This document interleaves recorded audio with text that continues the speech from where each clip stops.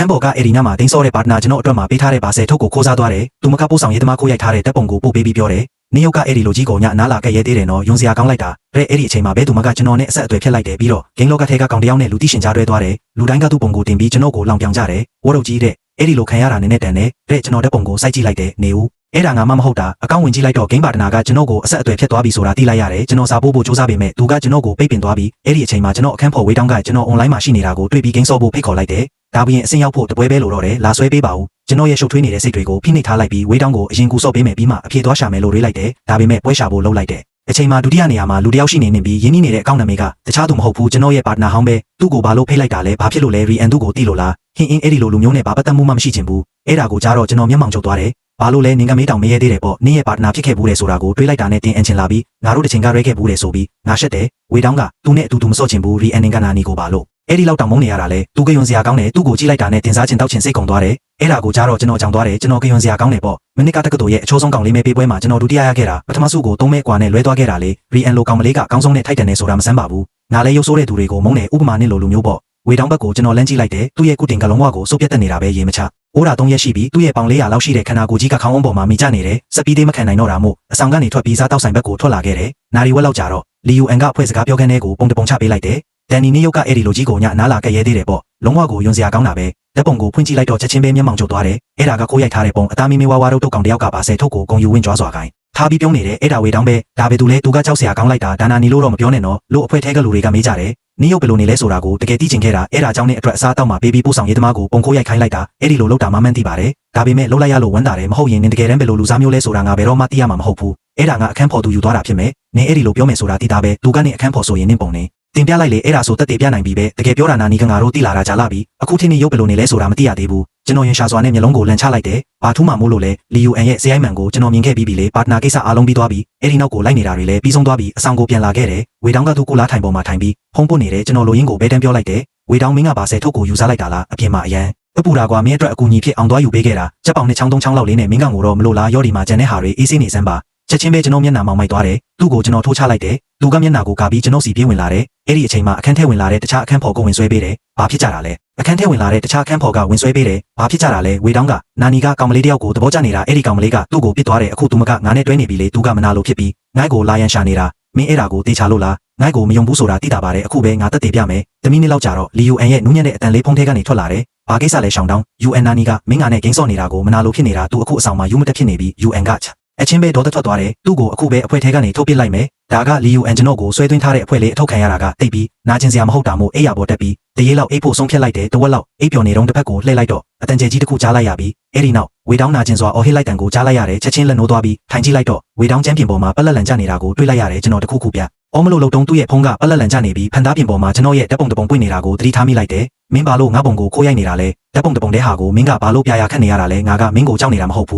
အရန်ဒေါသထွက်သွားပြီးအဆောင်မှုစီချက်ချင်းစာပို့လိုက်တဲ့အဆောင်မှုကမြင်မြန်ပြန်စာပို့လာတယ်နာနီငါအခြေအနေကိုသိပါပြီမကြခင်မင်းရဲ့တခြားအခန်းဖော်တွေနဲ့လာစစ်ဆေးပါမယ်ကျွန်တော်တက်ပြင်းချလိုက်တယ်ကျွန်တော်လုံနိုင်တာသိမရှိဤတော့ဘူးအဲ့ဒီနောက်အဆောင်မှုစီကထက်ရောက်လာတယ်မြို့နယ်ဂိမ်းပြိုင်ပွဲမှာနေရာလို့တနေရာရှိတယ်စိတ်ဝင်စားလားကျွန်တော်မစင်စားပဲပြန်ဖြေလိုက်တယ်စိတ်မဝင်စားပါဘူးအဲ့ဒီမှာအပေါ်အမတ်ရမယ်နော်ကောင်းပြီလေကျွန်တော်ဝင်ပြိုင်မယ်အဲ့ဒီနေ့မုံလွဲပိုင်းမှာလီယူအန်ကဝေတောင်းစီဖုံးဆက်တယ်ရှောင်းတောင်းနောက်ဘက်မြို့နယ်ပြိုင်ပွဲမှာငါဝင်ပြိုင်မှာငိုက်ကိုလာအားပေးလို့ရမလားအဲ့ဒီဘက်ကကိစ္စလေးတွေရှိနေလို့လာလို့တော့မရဘူးဒါပေမဲ့တိုက်ရိုက်ထုတ်လွှင့်မှုကိုကြည့်ပြီး match အတွေ့တဲကနေမင်းကိုအားပေးပါမယ်။ OK ရပါတယ်နောက်တစ်ခါမှမင်းကိုထပ်ဖိတ်တော့မယ်။ဝေတောင်းကအဲ့ဒီလိုပြောခဲ့ပေမဲ့ကျွန်တော်ပစ္စည်းတွေနဲ့စင်နောက်ဘက်အဝတ်လဲခန်းစီသွားနေတော့ပရိသတ်တွေကြားထဲမှာသူ့ကိုတွေ့လိုက်ရတယ်။သူကခေါင်းပုံပြီး LUNC စာပို့နေတယ်ကျွန်တော်အဲ့ဒီမှာရှိနေတာကိုလုံးဝသတိမထားမိဘူး။အဲ့ဒီအချိန်မှာပဲကောင်မလေးတစုကျွန်တော်ဘေးကနေဖျက်လျှောက်သွားတယ်။အရှိဆုံးကတယောက်ကဖုံးပြောနေတယ်။သူမနောက်ကကောင်မလေးကသူမလဲဘင်းကိုဖက်လိုက်တယ်။ UN ငါတို့ကောင်လေးရှောင်းတောင်းစီစာပို့နေတော့ပဲလား UN ကဖုံးကိုတင်လိုက်တယ်။အင်းဒီနေ့ချန်ပီယံဆုရတာနဲ့သူ့အကြောင်းကိုသွားပြီးဖွင့်ပြောမလို့နင်ကန်ကောင်းတာပဲ UN ရှောင်းတောင်းရဲ့နေ့ရဲ့ပါတနာဟောင်းအဲ့ဒီယုံစရာကောင်းတဲ့ကောင်ကအဆောင်ခန်းတစ်ခုထဲမှာအတူတူနေကြတာလို့ကြားတယ်သူစိတ်တုန်နေမယ်ထင်လားသူကဘာတက်နိုင်မှာမို့လို့လဲသူအရင်ဆုံးမှန်ထဲမှာသူ့ရုပ်ကိုသူတေချာပြန်ကြည့်တင်တယ်သူမရဲ့အတင်းဖော်ကိုပုတ်လိုက်တယ်ပြီးတော့မြင်လိုက်ရတဲ့စက္ကန့်မှာပဲအေးခဲ့သွားတယ်ကျွန်တော်သူမကိုတစ်ချက်လေးတောင်လှည့်မကြည့်ပဲအဝေးလဲခန်းစီကိုဆက်လျှောက်သွားခဲ့တယ် LUN ကကျွန်တော်နောက်ကိုလိုက်လာဖို့စူးစမ်းပေမဲ့စက္ကန့်နည်းငယ်ကြာတော့ကျွန်တော်အထက်ရောက်သွားပြီးပျောက်ကွယ်သွားပြီးဘာဖြစ်လို့လဲ UN တကယ်ကိုထူးဆန်းတယ်ငါခုနှစ်လေးတင်ဝေတောင်းကိုမြင်လိုက်ရတယ်လို့ချိန်ရဲတယ်သူအလုံးများနေတာဒီမှာရှိနေဖို့ဆိုတာမဖြစ်နိုင်ပါဘူးငါတို့ပြန်ပွဲအတွက်ပြင်ဆင်ရအောင်မယ်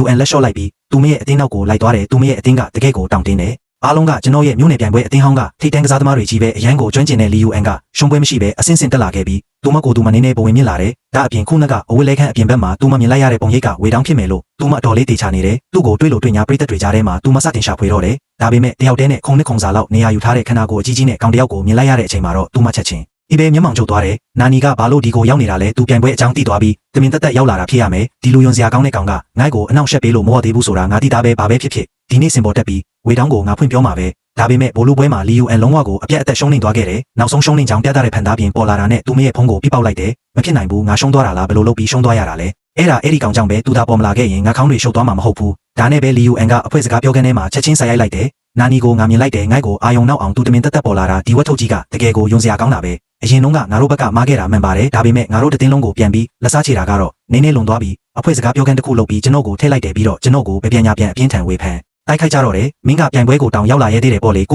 ိုလည်းတေချာပြန်ကြည့်ဦးမင်း UN နဲ့ပြန်ဆင်ပြေအောင်စူးစမ်းနေတော့မဟုတ်ပါဘူးနော်မင်းကဘယ်ကနေတတိတွေရလာတာလဲမင်းကိုမင်းဝေတောင်းနဲ့နိုင်ရှင်ဖို့ဘသူကအခွင့်ရေးပေးထားလို့လဲဝေတောင်းနဲ့သူဘလောက်တောင်ကွာခြားလဲဆိုတာသူမြင်တော့အောင်အခုချက်ချင်းဝေတောင်းရဲ့တပ်ပုံတွေကိုတင်လိုက်စမ်းပါအဲ့ဒီနောက်လူတယောက်ကစကားပြောခန်းထဲကိုခိုးရိုက်ထားတဲ့တပ်ပုံတချို့ချပေးလိုက်တဲ့ UN ကတက်ပုံတွေကိုညှိကြည့်ပြီးလုံးဝကိုစိတ်လွင့်သွားတယ်သူမကဝေတောင်းစီတီးတန့်စာပို့လိုက်တယ်ပြန်ပွဲမှာရှုံးသွားပေမဲ့ရှင်မပါပဲကျမမနေနိုင်တော့ဘူးကျမရဲ့ချစ်သူလုပ်ပေးမလားဝေတောင်းရဲ့မျက်နှာမှာပြုံးပြီးနေတယ် UN တကယ်ပြောရရင်ငါလည်းနင်းကိုသဘောကျတယ်UN တွေးဆောင်ဖို့ချင်းဆိုဖို့စာဆက်ရိုက်တော့မလို့လုံတုံးတချင်းတန်ရုတ်တရက်ထွက်ပေါ်လာတယ်ဖျော်ဖြေသူကစင်ပေါ်ကိုရှောက်လာတယ်လီ UN ရဲ့စိတ်ထဲမှာဝေတောင်းချောင်းပဲရှိနေလို့ဖျော်ဖြေမှုကိုလုံးဝဂရုမစိုက်နိုင်တော့ဘူးသူမကခေါင်းမောကြည့်ဖို့တောင်မစူးစမ်းဘူးဖျားရည်ဝေတောင်းဒီကိုရောက်နေတယ်သူတကယ်လာတာပဲပြီးတော့အပြင်မှာကပို့ပြီးတောင်မိုက်သေးတယ် UN အေးခဲ့သွားတယ်နေဦးဝေတောင်းကခုနှစ်လေးတင်ငါစီစာဖို့ထားတာမဟုတ်ဘူးလားဖျော်ဖြေမှုအပြီးမှာကျွန်တော်စင်ပေါ်ကနေဆင်းလာခဲ့တယ်တကားဝမှာစောင့်နေတဲ့လီ UN ကိုကျွန်တော်တွေးလိုက်တယ်ခန်းစားချက်မဲ့တဲ့မျက်နှာနဲ့ရှောက်သွားလိုက်တယ်ဝေတောင်းနင်ကဘာလို့ငါ့ကိုအဲ့ဒီလိုခေါ်နေတာလဲဝေတောင်းနင်လာမယ်လို့ငါလုံးဝမသိခဲ့ဘူးငါ့ကိုအန်လာသွားအောင်လုပ်ချင်နေတာလားငါဒုတိယနေရာပဲရခဲ့တာကတော့စိုးတာပေါ့ဒါပေမဲ့ပြန်ပွဲမစခင်လေးတင်နာနီကိုငါမြင်လိုက်တယ်ငါ့ကိုလုံးဝအာယုံနောက်သွားစေတယ်ဒါပြီးသွားတာနဲ့သူကိုတေချာပေါက်ရှင်းပြမယ်နေပါဦးမင်းဘာတွေပြောနေတာလဲငါလုံးဝနားမလည်ဘူးပထမဆုံးအနေနဲ့ပြောရရင်ငါကဝေတောင်းမဟုတ်ဘူးငါက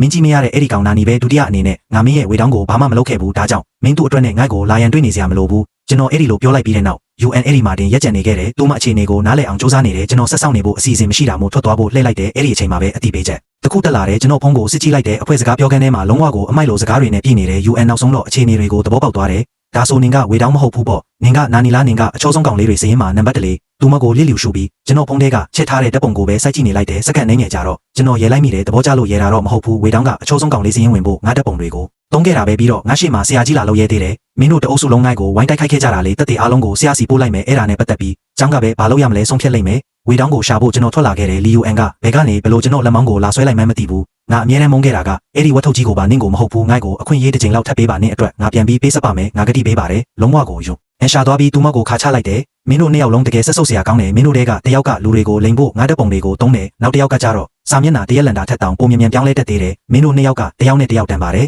်အဲ့ဒီနောက်ကျွန်တော်လှည့်ထွက်လာခဲ့တယ်သူလှည့်ပြီးထွက်သွားတယ်ပြန်ပွဲကွင်းကနေထွက်လာတဲ့လမ်းမှာအခန်းဖော်ကအပြင်မှာစောင့်နေပြီးဝေတောင်းလဲသူနဲ့အတူရှိနေတယ်သူကစိတ်နေစိတ်ထားအရန်ကောင်းနေပြီးသူ့ရဲ့အိမ်မက်ထဲကကောင်မလေးနဲ့ချင်းတွေ့ရမယ်ဆိုတဲ့စိတ်ကူးရင်ကဘာလေးထဲမှာလုံးဝကိုမျောလင့်နေတယ်သူ့စီလျှောက်သွားပြီးလက်တွေ့ပေါ်ထဲကိုပြန်ဆွဲခေါ်လိုက်တယ်အချောဆုံးကောင်လေးနံပါတ်1ဆိုတာမင်းမဟုတ်လားဝေတောင်းရက်တန်သွားတယ်ငါကအမြဲတမ်းအလုံးများနေပြီးဒီကိစ္စတွေကိုတိတ်မကြည့်ဖြစ်ဘူးဆိုတော့ငါဘယ်တော့မှတိလာမှာမဟုတ်ဘူးလို့မင်းထင်နေတာလားမဟုတ်ပါဘူးနာနီယာမင်းရဲ့တပ်ပုံတွေကိုငါခိုးဖို့ရည်ရွယ်ချက်မရှိပါဘူးမင်းပြိုင်ပွဲမှမဝင်တာကငါအမှားမှမဟုတ်တာဘယ်လိုပဲဖြစ်မင်းရဲ့ရုပ်လေးကအလကားဖြစ်သွားမှာပဲလေအဲ့ဒါကြောင့်မင်းအတွက်အချောဆုံးကောင်လေးပွဲကိုငါယူပေးလိုက်တာဒါကြောင့်ငါပြိသက်ဘလောက်တောင်ရခဲ့လဲဆိုတာမင်းသိလားဒီမဲ့အခုလိုဖြစ်နေမှာတော့ငါတို့ပူပေါင်းလိုက်ကြရင်ရောဘာဖြစ်လို့လဲမင်းကငါအတွက်တပ်ပုံရိုက်ပေး promotion အားလုံးကိုငါတာဝန်ယူမယ်ဒီပုံတွေကငါပုံတွေပါလို့လူတိုင်းအင်းကိုပြောပြီးရလာတဲ့စုချင်းငွေအားလုံးကိုတဝက်စီခွဲယူကြမယ်လေမင်းဘယ်လိုသဘောရလဲမင်းရုပ်ချောယုံလေးနဲ့တော့တကယ်ယူနေတာပဲဩဇာလွှမ်းမိုးမှုနဲ့ပတ်သက်လာရင်မင်းထက်ငါကအများကြီးပိုတာတယ်ကိုတောင်လူသိရှင်ကြားမပြရဲတဲ့မင်းလိုလူမျိုးကပြိသက်ကိုဘယ်လိုတိဆောက်မှာလဲငါကမင်းကိုရွှေလိုတန်ဖိုးရှိတဲ့အခွင့်အရေးကြီးတစ်ခုပေးနေတာကိုမင်းကညင်းနေတယ်အေးမင်းမှာပြိသက်တွေရှိတယ်ဆိုရင်လည်းအဲ့ဒီစကားတွေကိုသူတို့အတွက်ပဲတင်ထားလိုက်မင်းကိုဖော်ထုတ်တော့မလို့လားဒီပြိသက်တွေရလာဖို့အတွက်ငါဘလောက်တောင်စူးစမ်းခဲ့ရလဲဆိုတာမင်းသိလားအဲ့ဒီအချိန်မှာပဲလီ UN ရဲ့အတန်ကငါတို့အနောက်ကနေထွက်ပေါ်လာတယ်